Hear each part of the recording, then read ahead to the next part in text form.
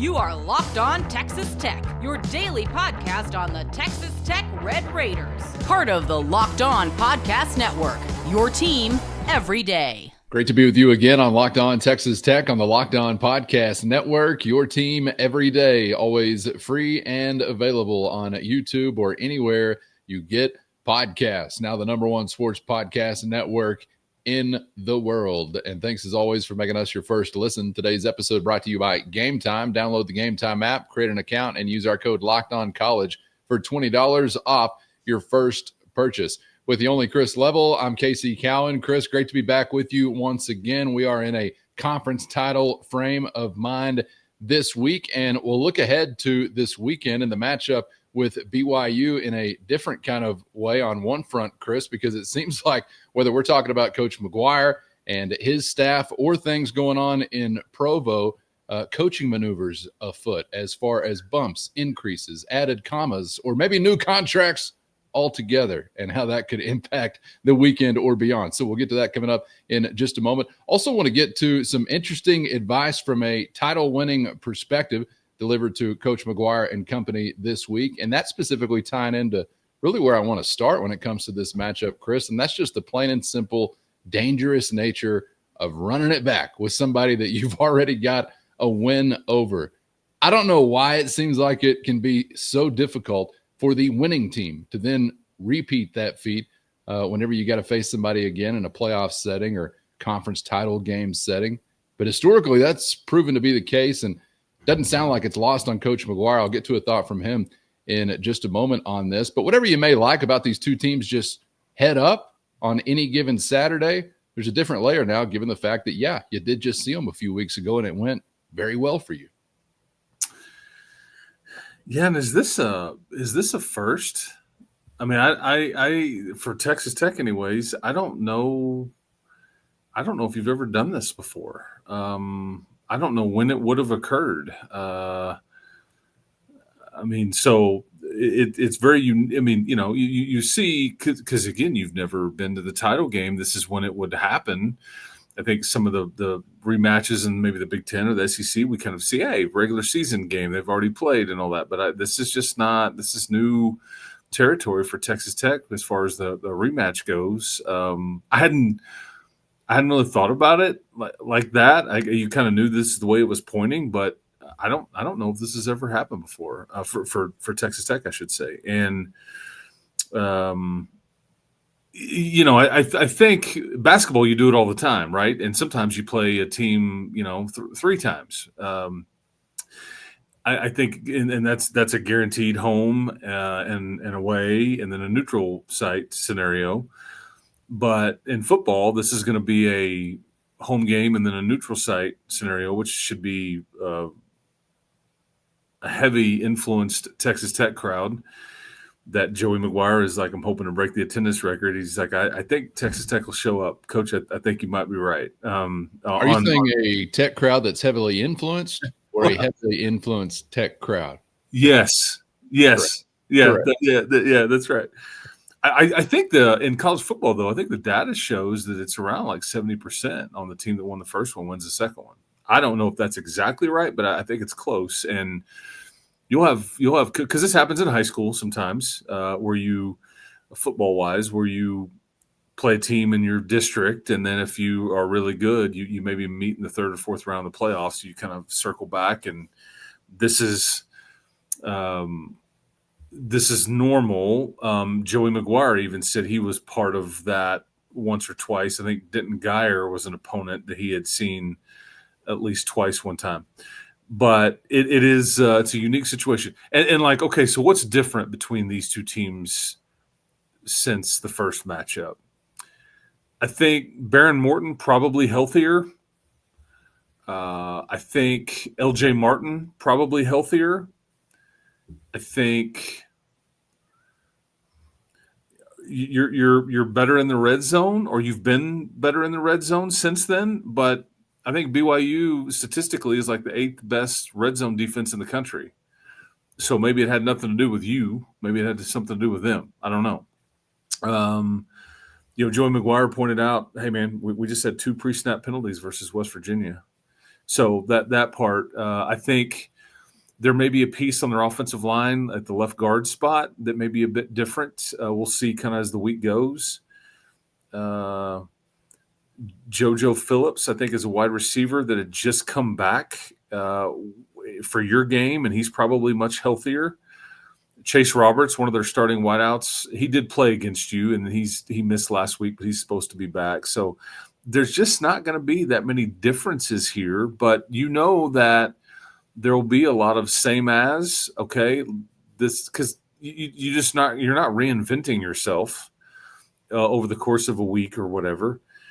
You do what you do. You're built to do certain things. You're just looking to do those things better. And if you're Texas Tech, you're like, we have to execute better in the red zone. And if you're BYU, you're saying we've got to be able to run the ball. This is what we do. And it's fun. Here's another interesting thing. BYU's identity is running the football. Okay. This is kind of how they live and breathe, right? They just smash you and all that. They run it for 1 yard more a game than you do. So your running game's pretty good too. As we've looked at a full body of work. I mean, I think you're averaging 194 and 193 a game. How about that? So, because I think you dropped their average. I think when you played them, they were averaging 216 a game. Now they're averaging, I think, 194 a game. Chris, do they also pair it with the number one rush defense? Well, or is that what we're just doing? Yeah, that's right. But like LJ Martin, he's, the fact that he's healthier, I think it's interesting because he's carried the ball 75 times in the last 3 games since he left Lubbock. I think he's got 12 catches in the last 3 games. So he's a high usage player, and he is somebody that they kind of build things around, and he clearly will be healthier than when you saw him. But I think Baron Morton just throwing for 300 plus and playing a pretty dang clean game and not playing a half and then one drive into the second half, threw for over 300 and all those touchdowns, and then not no turnovers and things like that. So, we'll kind of see, but it is fascinating to note about playing somebody for a second time, because this is kind of, speaking of uncharted territory and playing in Arlington, I mean, this is also an aspect of it. And I don't know, part of you wishes you weren't seeing somebody for the second time. It was just, I don't know, but this is the way it was always pointing, and here you go. So you're gonna have to beat these guys twice. It's kind of curious to me that it gets, I guess, blown out of proportion in the way that it does, to the negative for the one that won the first time around, Chris, because like you just pointed out, in the realm of 70% of the time, they're getting it done a second time. And there's also some thought for the one that was beaten in the first that, hey, you were beaten in the first, you'll be beaten again, particularly if it was as soundly as it maybe was between these two the first time around. LJ Martin, to me, is the potential wild card, and he's the one that I was so intrigued to watch following his day in Lubbock. I was a little surprised at the day that he had in Lubbock, even though I know that the injury was fresher, or just kind of getting back into the mix from that was fresher. But I think he was only around 35 yards on the ground that day, over 100 all-purpose a couple other weeks, and then like plus 250, I think, against Cincinnati all-purpose, over 200 on the ground. So he found another gear. I'd like to think that it was Tech making him look the way that he did, but that's one to obviously keep an eye on this time around. Sure. As far as the second meeting and things that could be dramatically different. Well, if they are to win this game, I would think he would have to be a heavy part of it. Each team only has so many playmakers, but he's clearly one of their guys. I mean, so because if he can't have a big day, it all falls on Bear Bachmeier to kind of carry the load, throwing the football and things like that. So, but that, again, I think that's a subtle difference between then and now on kind of what it may look like.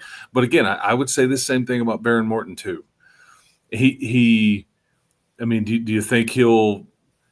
Because BYU was one of those teams that they blitz on first and second down and not third down, and I think it's abnormal compared to the way most teams do it. And you got him a few times. One of the things we were talking about after the game was over. Man, he's got to be better about throwing the ball away, just getting rid of it, and he'll be better prepared for that too. But I also think he just feels better too. I think he feels better. I think the rest and the bye week and playing only half a game this past weekend, I think all that benefits him. And I think that this is a stage that he's worked really hard to play on.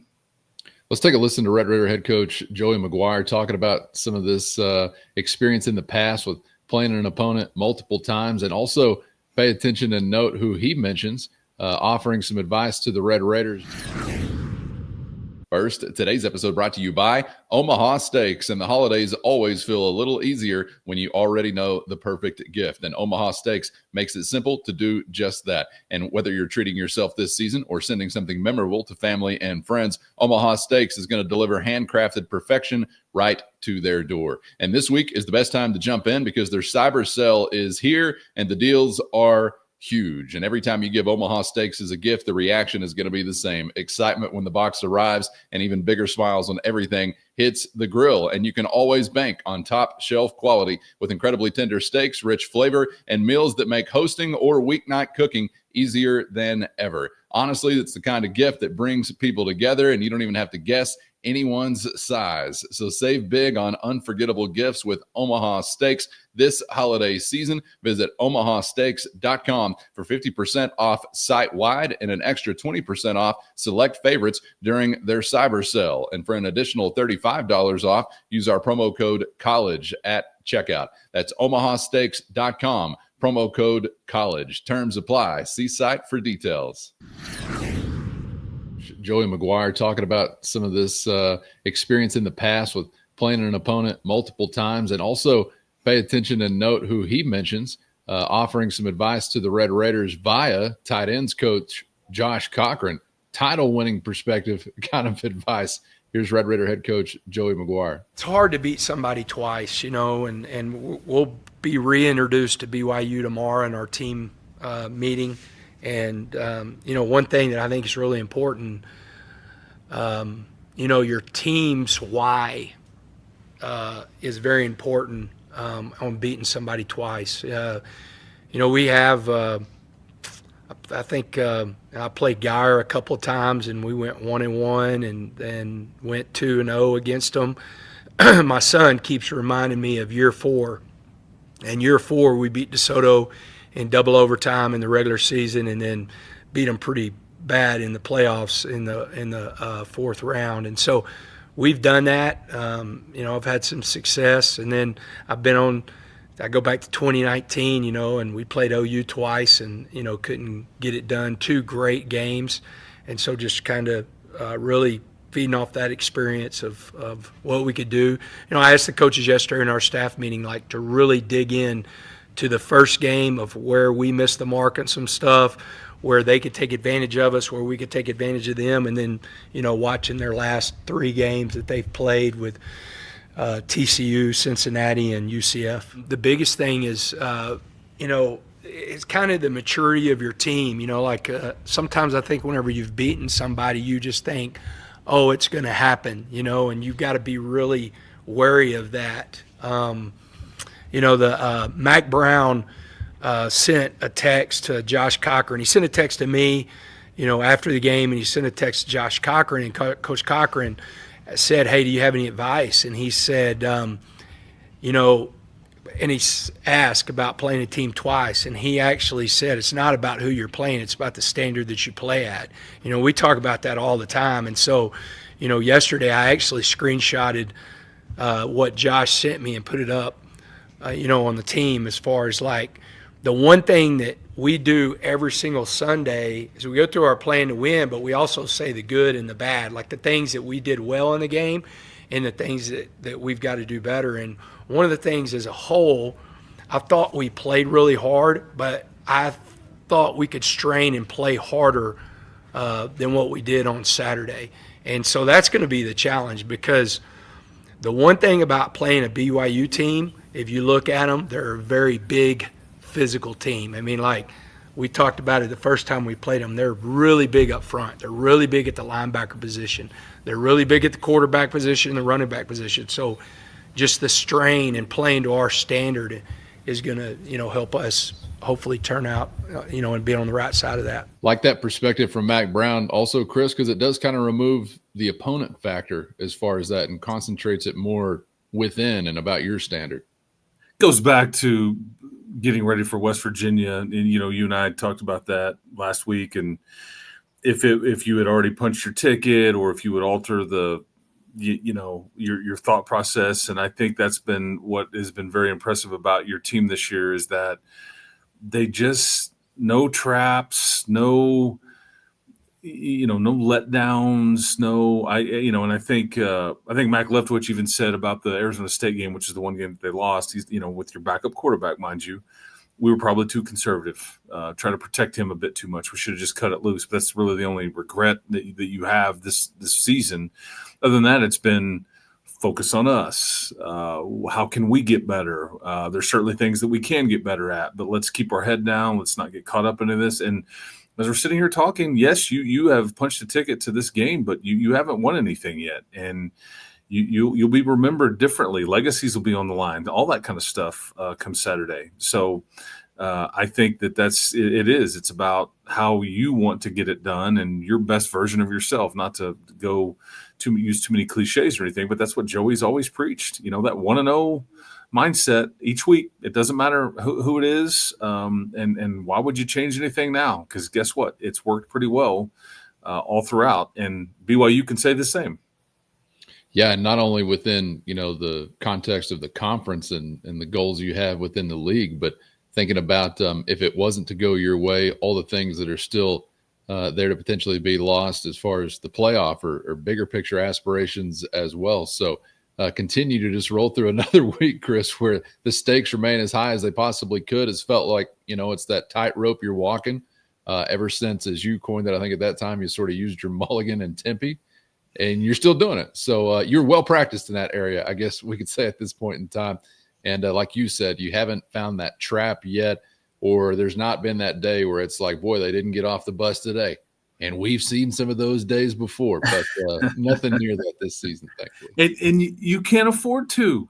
From here on out, you're playing for hardware, period. I mean, and Joey Maguire I think he said something to the effect of, I basically exist for games like we're about to play in. This is why I love it when you get to this point. That's what makes it really fun and devastating. He's like, I'm a psycho, right? Because it's like running to the fire.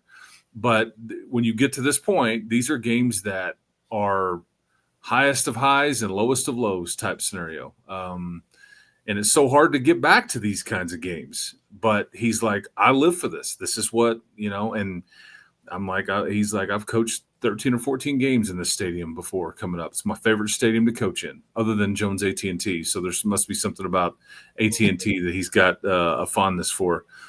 Several of his players, I don't know. I'll have to find out more about which guys have, but because you're in the state of Texas, this is where the high school championship games are, and there's multiple championship games per division and all that stuff. So he had several players that have played a playoff game in this stadium before, and then obviously he has, so that there won't be any being wide-eyed or like, oh goodness gracious. I mean, Kenny Perry, same thing. So this is wildly fascinating, man.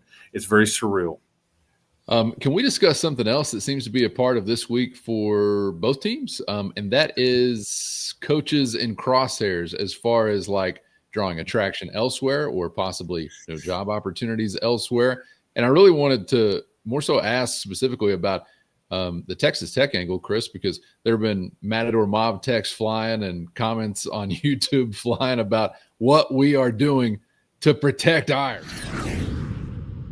First, today's episode brought to you by Gametime. Have you ever decided at the last minute to head to a ball game with friends or family? Maybe it's game day and you suddenly feel the call of the stadium. That's exactly where Gametime comes in. It's the easiest way to grab last-minute tickets without the stress. And with the money you save on tickets, you can then splurge on foods, drinks, gear, and more. Gametime makes it all possible. And best of all, Gametime makes buying tickets fast and simple. Prices on the app actually drop the closer you get the first pitch, and they've got incredible last-minute deals, clear seat views, and a lowest price guarantee that takes the worry out of buying. And if you're like me, you get tired of endless scrolling trying to find the best deal, and that's why Gametime's Zone Deals is the go-to move, since it automatically picks the best seats in your section for you at the best price. And as always, you can get a view from your seat right there in the app, so before you buy, you know exactly what you're going to see. Take the guesswork out of buying tickets with Gametime. Download the Gametime app, create an account, and use our code LOCKEDONCollege for $20 off your first purchase. Terms apply. Again, create an account and use our code LOCKEDONCOLLEGE, Locked On College, for $20 off. Download the Gametime app today. Last-minute tickets at the lowest price, guaranteed. Because obviously when you have a season like this, I know there are a lot of eyes on your staff, and whether that's for, head coaching jobs or coordinators, whatever it might be, you're going to get a lot of attention. Also some hires elsewhere that have got some connections to members of your staff as well. So, whether it's Shield Wood or Leftwich or Kenny Perry, who always seems to be in these conversations off season to off season, anything to give us a feel for on that front, as far as maybe things happening behind the scenes or efforts being made. I know we've kind of touched on this, I guess, over the last month and a half or so.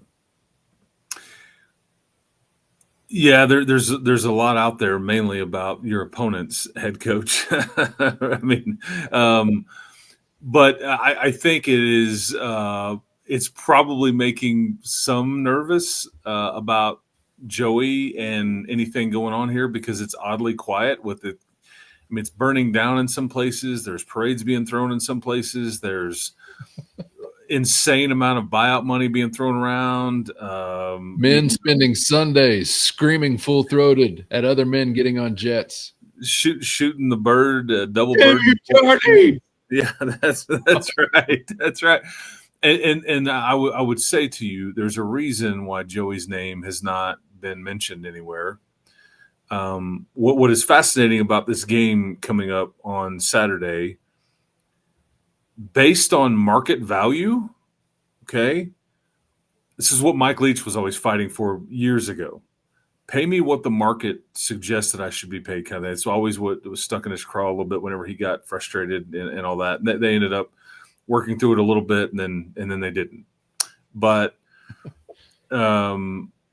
both of these head coaches are very underpaid as it relates to the market, considering what kind of years they've just had. It's not going to stay that way for either coach. And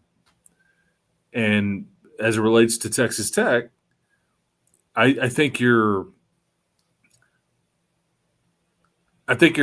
trying to figure out when is best to make an announcement there. I don't fear in any way that there's, I think that he'll get a new contract, probably already close to being done. It's a matter of, as we've kind of touched on, I think Joey would be fighting for his people as much as himself. And I think Texas Tech will be extremely fair there. And there's nobody that's going to try to get one over on the other guy in this scenario. I would be willing to bet that Joey comes in somewhere per year on average, somewhere between $6 to $8 million a year or something like that. I may be a little low, I may be a little high, maybe I'm not high enough. I don't know. So somewhere in that, there's a sweet spot there, because I think right now he's making 4.5-ish, like on average. And I think your basketball coach is making more than that. And we always knew that this was not going to stay this way. I think that I don't know if anything would change based on Saturday's result or anything, but I think that is and I'm aware of some connections out there with Shield Wood, and people are fond of Mac Leftwich and the offensive ranking and things like that. But as somebody told me that would know what's going on, you think we came this far just to come this far? Like you're not gonna let your situation get undone here because of some interest elsewhere when you've got a good thing going. So but it is noisy out there. That's for sure. And maybe it's oddly quiet in Lubbock, and that's making some folks nervous. But there will be, and does that button get pushed the day before the game this weekend? Do you wait until afterwards? I mean, that will all be strategic and kind of when they want to, would be my guess. And we'll be curious to find out, and depending upon when you are taking in this episode, if there has been a big button pushed or will be, considering the opponent this weekend. Many, many millions of dollars being discussed. And I think we had this as a mailbag question not too long ago when talking coaching carousel and Kalani Sitake, Chris. But there's never a dull moment in a college football calendar, is there? It's big business, man. It is big business. And yeah, I just, again, everybody will end up in a better spot shortly. We'll just kind of see what all plays out. You have leverage, use it. And that's the thing. I think Joey would be the first one to tell you, they have all the leverage. I'm not going anywhere. I think he said it in his press conference, like, I'm going to say some things, and I can say them because I'm going to be here for the rest of my life. And I think he 1,000% means it. As long as people will have him here, I think he will, this is what he wants to do. So it is, it's interesting timing on all this stuff. And that has been discussed. How unfortunate it is that you could have as many as 3 to 4 playoff teams without a head coach, depending on what happens here. I mean, either North Texas or Tulane or Ole Miss, obviously. It's just, there's a lot going on there, and that kind of sucks for all involved, but it's reality. And I think Joey pointed out in talking to everybody, this is why we shouldn't be playing football in the second semester. We should be playing football, like the week 1 should be like August the 23rd, and we should wrap it up. The conference championship games should have just been played this past weekend. That way you get to a playoff field and everything like that. And then all this coaching stuff can kind of play out, and then everybody can handle their business accordingly. So I don't know if that would fix it all, but I mean, that was his suggestion. And he's like, I don't care if I offend anybody, because the only people that may get pissed are coaches, and I don't really care because I'm going to be here for the rest of my life. It's kind of how he said it in that context. But it's unfortunate it's all happening on top of each other, and that potentially a conference championship game could be affected or not affected. We'll see. But there you go. It'd be unfortunate if it was affecting us. As for the other guys, love it. Loving the circus. Loving the airport videos. Just loving it all, man. The faux dog Twitter account tweets and just other insane things playing out this week in the world of college football. Maybe it's just me, and you could allay these, I wouldn't call them fears, but just interest of mine. I've always got some intrigue for Kenny Perry, just given his background and his credibility in the area, especially when some area jobs come open. Yep. You pay any attention to what Coach Perry's got going on this time of year? Yeah, I mean, I think there was a few years ago when he first got here, I think he had some eyes on UTEP and North Texas and SMU types of jobs. I think he would be the first one to tell you, I don't know if they want an older guy like myself, but he has a lot of Metroplex ties and, that North Texas job. But I think that a lot of smoke out there that indicates that could be Neil Brown's job. And again, we're talking about things that could, by the time you see this, listen to this, these could have changed or are changing. But that's the latest intel that I get based on when we're talking right now. Stay tuned. Never say never, but it's feeling good that the odds seem good, keeping the band together in the 806. But we'll see. And what a great reason to get subscribed on YouTube or anywhere you get podcasts, so you never miss anything, as nothing seems to stay the same for too long. Chris, appreciate your time as always, my man. And we'll catch up next time we got the opportunity. Looking forward to it, and we'll see you then.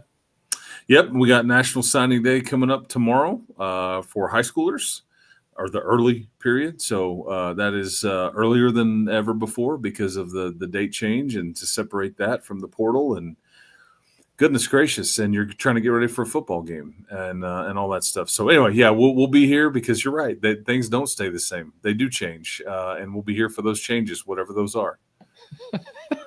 Subscribe on YouTube, anywhere you get podcasts. Yes. Be an everydayer, always out there riding along. Thank you to those that already are everydayers. And of course, the Matador Mob. Hit our show notes and find a link to a free 14-day trial if you're interested in joining that crew. Your direct line to Chris and myself with a one-on-one text sent straight to your phone. For Chris, I'm Casey. Thanks as always for the time. I hope to see you back for the next round on Locked On Texas Tech.